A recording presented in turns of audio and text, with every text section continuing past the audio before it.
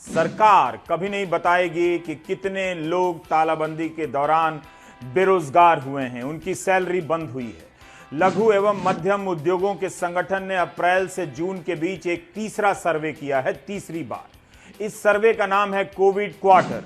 इस सेक्टर पर यह तीसरा राष्ट्रीय सर्वे है। संगठन के लोगों का कहना है कि जून में 2.5 से 3 करोड़ रोजगार चले गए। अगस्त तक 1 से 1.5 करोड़ और रोजगार जा सकते हैं। कोविड क्वार्टर यानी अप्रैल से जून के बीच 74% एमएसएमई के किसी भी कारखाने ने या कंपनी ने नए लोगों को काम पर नहीं रखा है। 3 करोड़ रोजगार समाप्त हो गए। क्या ये छोटी खबर है? अगस्त तक 1.5 करोड़ और रोजगार समाप्त हो जाएंगे। क्या ये छोटी खबर है?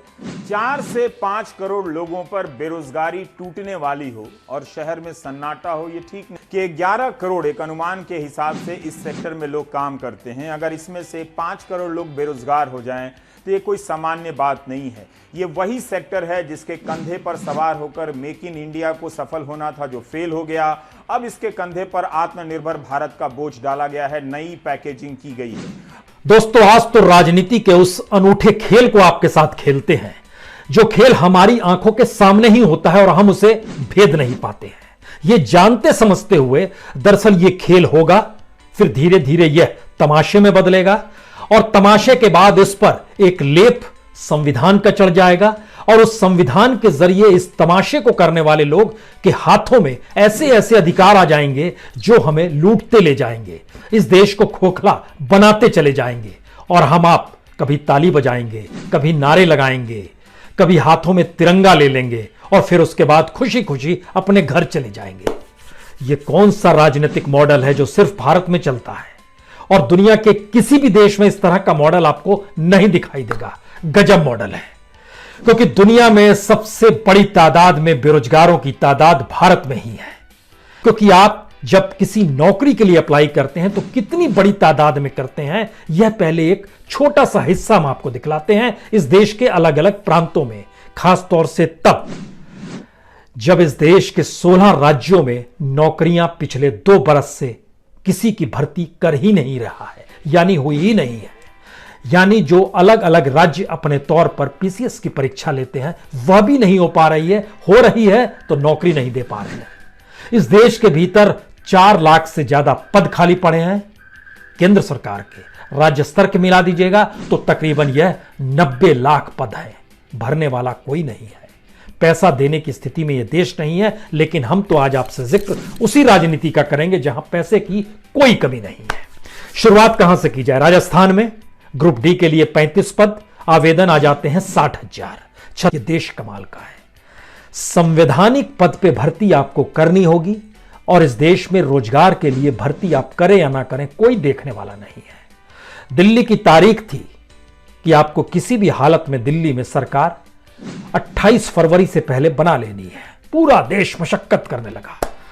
70 वैकेंसी निकली। 70 वैकेंसी पे जो उम्मीदवार थे उनकी तादाद 672 थी, यानी एक सीट पर 10 से भी कम उम्मीदवार।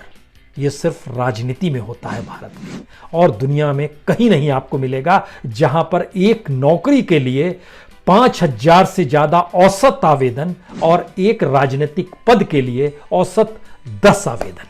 है ना कमाल?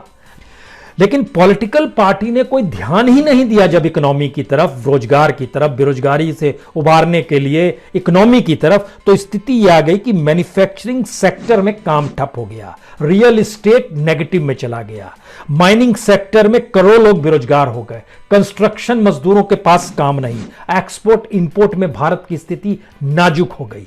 अब सवाल है, यह असर तो पूरे देश पर पड़ेगा, लेकिन पॉलिटिक्स आंख मूंद लेती है। इसको जरा और अनुकूल समझे तो इस देश के भीतर में तकरीबन 90 करोड़ वोटर हैं। उन 90 करोड़ वोटर में 10% वोटर सीधे सीधे रजिस्टर्ड बेरोजगार, जो 9 करोड़ हम आपसे कह रहे हैं, यानी डिग्रीधारी बेरोजगार है।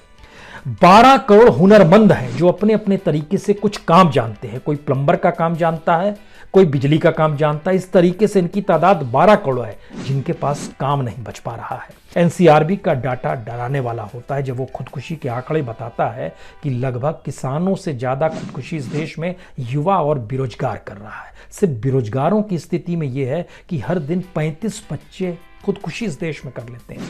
ये एवरेज है 2013, 14, 15, 16, 17, 18 तक के बीच का एक एवरेज निकाला गया है। यानी इसका मतलब है कि 12 से 14 हजार के बीच में खुदकुशी इस देश का बेरोजगार कर लेता है। रोजगार नहीं है, फिक्र किसी को नहीं है। सबसे ज्यादा जो मार पड़ी है वो नौकरियों पर। बेरोजगारी का आंकड़ा 12 करोड़ तक भी पहुंच गया था। लगभग 27% हो गई थी बेरोजगारी दर। 6.1 को कहा जाता था 45 साल का सबसे उछला स्तर है, और ये दर 27% भी पहुंच गया था। 12 करोड़ लोग बेरोजगार हो गए थे। हालांकि सरकार ये आंकड़े जारी नहीं कर रही थी, ये CMIE के आंकड़े थे। कल वो पश्चिमी उत्तर प्रदेश के बुलंदशहर के ग्रामीण इलाकों में गए मनरेगा की सच्चाई जानने के लिए, और किस तरह के लोग मनरेगा में 201 रुपए प्रतिदिन की दिहाड़ी के लिए लाइन लगाए बैठे हैं, टकटकी लगाए बैठे हैं। ये देखिए।